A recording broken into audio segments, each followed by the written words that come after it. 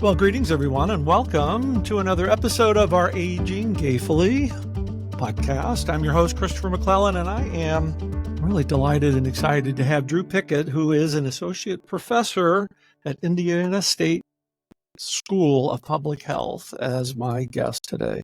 Drew, welcome. Hey, Christopher, how's it going? And you gave me a promotion there. So I did. One of these days, I'd love to be an associate, but right now I'm an assistant professor. Assistant. Well, you see, it tells me that I need to have my eyes checked again. So, that's part of the aging process. Hey, if you want to give me tenure, I will take that. Where do I write the letter? Because I know the work that you're doing is so important and so needed. And not only in just the LGBT community, but focusing on family caregivers that are dealing with Alzheimer's and dementia. So welcome. Sure. Well, thank you for having me. Absolutely. So there's a lot of ways I could go with our conversation today, but I think people want to know your why. Why does this area of focus so important to you? Dementia, Alzheimer's, and especially as it relates to our LGBT community. Sure, absolutely. I think that I took kind of a very roundabout approach to ending up where I am. I was actually in a whole other field and doing a whole other thing, and actually had gotten that promotion and that tenure and sort of started over in my career in a lot of ways to come do some work that I'm passionate about with people here at IU who are really doing some cool stuff. I'm in a department, we're called the Department of Health and Wellness Design, and we've got a group of us now that are really focused on developing tools and supports, structures to help caregivers. Particularly for us, it's mostly in the dementia space, but of course there's some commonalities that go across that, by condition. But also as I got here, I started working with a number of really great folks who have been in this space and building these tools for a little while. And the question we kept asking, and there are a few of us in different lanes, was, but do they work for everybody? Does this work for LGBT folks? Was the question that I kept coming to. What does this mean when your family structure looks a little bit different? How does that operate? Who's the person that's filling those gaps? But we have other folks who are doing this with Latino populations and racial minorities of all kinds. We're really focused on sort of the equity questions as well. Sort of like it's hard enough being a caregiver, but some caregivers have additional burden to bear. And I think in my case, a lot of that question has come around sort of how are we supporting LGBT families through some tough times, some real challenges. Well, you've taken me back to my days in social work when you said gaps in services. We used to look at that critical aspect in order to fill those gaps, because it is important to find the data in order to procure the results. And it's easier said than done, but you are on top of it. Well, I think that's sort of what I see as my part to play in the story. I was never, the person who could be that social worker on the ground. That wasn't my strength set.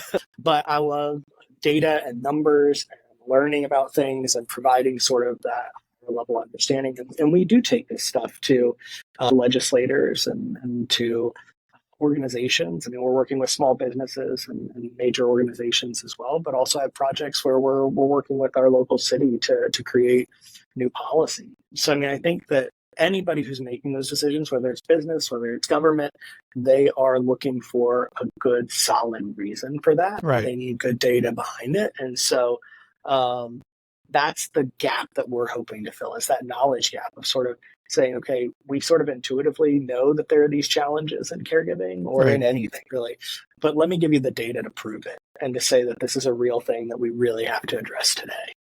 And I think the old social worker in me always wants to wrap themselves around the stories behind the data. But actually they go really hand in hand, because one supports the other. We've learned over the years that the data really helps the legislators, the decision makers, in allocating the funds for the services. But it's those stories that come in, and that's where we really excel on the Whole Care Network and Aging Gayfully, is sharing the stories that helps lend a personal story to each one of those data entries. Oh, absolutely. And it's it's a strange position to be in on this side of it when, I talk to so many folks and my team talks to so many folks. We do interviews and conversations with caregivers, and I see this big aggregation of just dozens or hundreds of stories. And there are commonalities. There are things that everybody's kind of going through, and then everybody's got these sort of unique spins or a funny story that gets thrown in. And it's just, it really personalizes sort of what we're doing. And the why question you asked really is for those folks and the things that they're dealing with in life, and how can we support them? Yeah, I've learned over the years that it's through story sharing where diversity meets the road to collaborate on a common cause. And Absolutely. I firmly believe caregiving is the one social issue that brings people together from diverse backgrounds, because there's no boundaries when it comes to caregiving, and it impacts everybody: Black, white, gay, straight.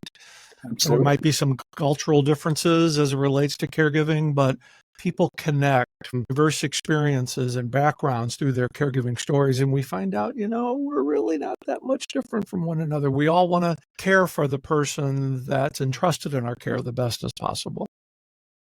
Absolutely. And I mean, across the things you mentioned, but it's every human experience. And I'm thinking of one of our folks here who also has a bunch of work that she's doing with caring for children who have, medical complexity and lots of medical issues. So it's not just, race or sexual orientation, it's also age. And I mean, I think when we think about providing care, sometimes it's long-term, sometimes it's short-term. I mean, if I fall and break my leg, who's going to be the person to get me around? I mean, they're short, so there's a lot of different ways that this can manifest. And some of it does have those sort of shared experiences and the shared needs of caring for cancer versus kids versus dementia. Those things, some of those things will be very similar, and sometimes it's very, very different. And so trying to understand and parse out sort of those differences too is a big part of our conversations, is understanding those things. Yeah, very much so. And so the question that I will pose to you, because I got this posed to me all the time, and what's different about being an LGBT caregiver? Yeah, I think especially most of my work right now is in the dementia space. So we're dealing with a little older population, lots of older adults at the moment. And the cohort of older adults who are also LGBT right now have lived through a lot. Yeah. And a lot of discrimination, a lot of stigmatization, a lot of medical challenges. I mean, you think about the HIV crisis, the AIDS crisis. So I think the current cohort of older adults and LGBT older adults probably looks a little bit different than say their cisgender heterosexual counterparts in a lot of ways, and their family structures may look different. And for example, in dementia, we know that most of the time the caregiver tends to be either a spousal partner or an adult child. And in the case of LGBT older adults, statistically speaking, we're less likely to have either one of those things. Very much average. So. Yeah. And so who's filling that care gap? If it's not the sort of traditional route, who are those folks who are filling that gap? And how do we support those folks? Because maybe their caregiving journey is different. I mean, you think about all the ways, I know you and I have talked in the past about your green folder project. Right. And that green folder that you carried around with all those documents to prove your relationship. If your relationship isn't a marriage, if it isn't an adult child, you do have to have those documents. You do have to have all those things in place. And the law as it currently is written, especially depending on where you live. I mean, I live in Indiana, you live in Florida. Yeah. I think, depending on where you are and what you're doing, that can radically change the documents that have to be in that folder, just to be able to get in the room to make the decisions for your loved ones. And so I think there's definitely, like I said, there's things that are the same. The experience of having a loved one go through the symptomology of whatever condition, whether it's dementia, whether it's cancer, it's HIV, that's hard to watch. There are certain challenges and symptoms that are hard to deal with. Those things are common, but then there's some added challenges sometimes for LGBT folks in terms of sort of planning for all those things and the eventualities. Very much so, and specifically relating to the older LGBT community who has come out of a system of, let's just say that lack of support. Absolutely. When you go back, just in the 15 years since my partner was diagnosed with esophageal cancer, what little information there was then as compared to now. But when we think back to the Stonewall era and Absolutely. HIV, how little the information was, and how guarded today's seniors were about sharing their information and feel in fear of being outed or not accepted. And those Absolutely. plays a big role in people's health care decisions that is often left misunderstood by people that are not within our community. Sure, absolutely. You still see, for example, there are gaps in sort of population level people who identify as LGBTQ. The older adults are less likely to identify as such publicly, right? Right. And a lot of that's due to history. I mean, I don't think that Right. magically people are changing. I think it's that younger generations are potentially a bit more comfortable in sharing those things. And responding to a survey question that asks about your sexual orientation or your gender identity and marking that in a way that someone else will see it. And we see this playing out in sort of medical settings of this history of discrimination and mistrust, and sort of trying to understand how to navigate systems and how open to be, and Right. how that may or may not impact the care that your partner receives. I mean, that's a lot of background questions to be asking that you don't want to deal with when you're also dealing with a dementia diagnosis or a cancer diagnosis. And it's funny, I work with students a lot. I am in a university setting, and our IU undergraduates, it's really interesting sometimes to sort of see how fast the needle has moved sometimes. Most of them have lived almost their entire sort of adult or late adolescent life in a post-Obergefell world. Right. And so it's almost shocking sometimes to them to see the dates of sort of how recently sexual activities were legalized, or marriage equality existed, or even civil partnerships before that Right. were controversial in this century. And so, I mean, I think that there's a lot has changed very quickly, but there's a huge generation or a huge number of folks for whom the world has sort of changed around it, and sort of trusting that change is still a challenge. All right, we're in quite a very interesting time politically and Sure, socially, economically as well. But I do think that, and I really believe this, why it's so exciting to talk to somebody like you who's on the front lines of education. I do think that the future is bright. People that are in their kids, listen to me, kids. The students that are in their 20s going through college right now, they're up on these issues, and they see it. They're the ones who are going to foster the change for folks like myself, who who's probably going to need a caregiver 10 years down the road. Yeah, I mean, absolutely. And it's so inspiring to see in my classes and our students, and the questions that they ask, and the things that they want to know about, and the things that they honestly, sometimes the things that they take for granted.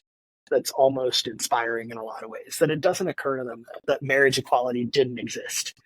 That's something they've all known, right? It's just been their lived experience, and the notion that it could go away doesn't cross their mind. And that's a lot of times. For some it does, but for a lot it seems that it doesn't really cross the mind even. And so that, to me, in some ways is uplifting and exciting, because there doesn't seem to be that open antagonism in this generation. But also it's a little bit scary in the sense that, like, we got to stay vigilant on certain things as well.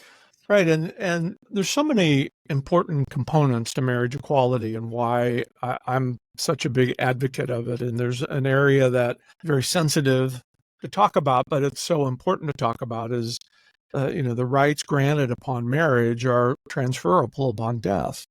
Absolutely. And when you're standing there saying "I do," you're not really thinking about 30, 40 years down the road when one of your partner gets sick, and you have to have these documents in place. And marriage really ties all, no pun intended, marriage really ties all the knots together. Absolutely. And it does it in a single, like one fell swoop, right? It does it all at once. Whereas sort of piecemealing together all the different rights and privileges and things of marriage, if you want to do it outside of that framework, legally speaking, Right. is extremely challenging. And setting up all the different sort of powers of attorney and all the legal, like, it's not an easy thing to do. And so marriage sort of does that neatly. Marriage kind of does it neatly, and that's why we don't really want to lose that right. But another real critical aspect that really plays in as to the LGBT community as well, and you're kind of focusing on this, is the financial burden. Sure. I mean, that's I look back at those bills from the hospital and thankful that we had good insurance, but not everybody does. Oh, absolutely. And to your question very, very early on about sort of what makes it a little bit different for LGBT folks, it's not just the sort of stigmatizing potential experiences or the legal recognition. There's actually a financial component. I mean, I think population-wide, we do know that LGBT folks are across their lifespan make less money on average, are less likely to be in full-time jobs that have those benefits. And even if they do, the question of marriage comes up again. And right. Is your insurance shared with your partner? Are they able to purchase in on that? Are they able to be covered by that? At what level? And so, the finances of it do play in. That LGBT folks tend to, again, more often than not, congregate in sort of cities that tend to have higher cost of living. Right. Mm-hmm. And so to avoid certain things and certain potential discrimination, you're also living in a place where financially it's a little bit tougher. So, I mean, I think that there's a lot of sort of hidden cost in some ways that sort of plays in as well. Like, it's not just legal, it is also a financial question. Planning for medical care and for caregiving broadly, financially speaking, is extremely challenging. I mean, there's very few families in general in the country that are financially ready to take on something like a dementia diagnosis. And right. Long-term care for dementia, you're oftentimes looking at a 10-year or more disease progression. Exactly. And so being financially prepared for that duration of care is extremely rare. Very few people. And then if you add that into sort of subpopulations that are economically disadvantaged regardless, whether that's LGBTQ folks or racial minorities, right? It compounds that challenge for sure. I get to use my pet phrase with you that I've used for years now. I said, Drew, have you met anybody in your research that's had caregiving on their bucket list of things to do in life? No, I can't. No. I don't think I can point to a single one who said this was what I really wanted to do. I will say and it's fascinating. There's a new body of literature. I think right now we're sort of thinking through a little bit of the framing that we've had around caregiving in the research world has been very, very, very negative. We look at the burden, the challenges, and how it's bad for your stress levels and your health and your all the different health behaviors that you don't have time for, right? Eating right and exercising and getting enough sleep, and these are bad for your health. And we kept documenting these challenge. But there's some really great stuff coming out as well, though, that does talk a little bit about sort of the joy of caregiving and the closeness that people feel to their care recipient, new levels to a relationship. I think you and I have had a little bit of a conversation about like the new level of intimacy that occurs when you're caring for somebody. And so I don't want to paint caregiving as this broadly negative thing, but again, I don't think it's on somebody's radar. It's like, I really want to do this with my life. Right. It's an unplanned event in most cases. It's an unfortunate accident or an untimely diagnosis, and suddenly you're thrust into this role that most people are not prepared for. You're dealing with systems that are unfamiliar, whether it's the healthcare, the legal. I mean, there's just one after another. But then there is, and I can speak firsthand to this. There is some beautiful moments in it, and you recognize that, unfortunately, more so once caregiving ends than while you're in the midst of it, because there's two very common aspects to caregiving. There's a beginning and there's an ending, and we're not prepared for either one of these life-changing events. But when you look back on your experience, the good days you've usually far outweighed the bad days. It's just those bad days were so intense. Right. And that's that's, as I perceive the work that you're attempting to do here, is that's what's you're going to help those bad days be a little bit easier by gathering the data and getting systems in place, identifying the gaps in services, and getting the legislature to acknowledge that these gaps are there so that people can be better served. Yeah, exactly. I mean, I think that's really our big goal. Is we know these challenges are going to come up, and we know that there are certain challenges that are common across caregivers. Mm-hmm. And if we can at least address those, if we can start to provide a way to support people so that those bad days are a little less bad, that they can get access to a resource they need, whether that's, financial or just respite care, or even just, learning how to leverage that emotional support in your social network. So, there are a lot of different ways that we can go about addressing this. Right. And I think some of the programs and the structures that we've proposed out of our group are at kind of different levels. Some of them are very individual. It's sort of training the individual on how to navigate some of these things. And some of it is taking this information back to policymakers. And so we kind of run the gamut of, and sometimes it's working with organizations somewhere in the middle. Here's a product that maybe you could offer that caregivers might use and need and leverage. Right. And so I think that's our goal, though, is to figure out which ways, or whatever modality works, that's the one I want to use. I want to get the help to folks. And so figuring out where those needs are, and then identifying and sort of testing the best way to get the support that people need to them. So I know you're working with a wonderful small business, Care Virtue, to kind of bring the issues to the forefront in a study that you're coordinating with the university. And we're looking for participants. It's real important for people to share their stories so that this data can help those who are in need of assistance. Yeah, absolutely. I mean, I think a few things there. One, I just cannot sing the praises of Care Virtue enough. They're a great organization and great small business that's been working with some of the members of our team for a little while now on providing care support. So the original Care Virtue platform is available. It's online. It is a sort of care coordination platform where for a dementia caregiver, centered around a dementia patient. Right. Their network can come together and share information, a shared calendar, and sort of a space to post, a wall almost to post on sort of what's going on in that care recipient's life, what symptomology is present today, what experiences did they have that were really great, what do we want to share amongst the cohort to help plan care together and sort of share the burden. So that was the sort of base platform.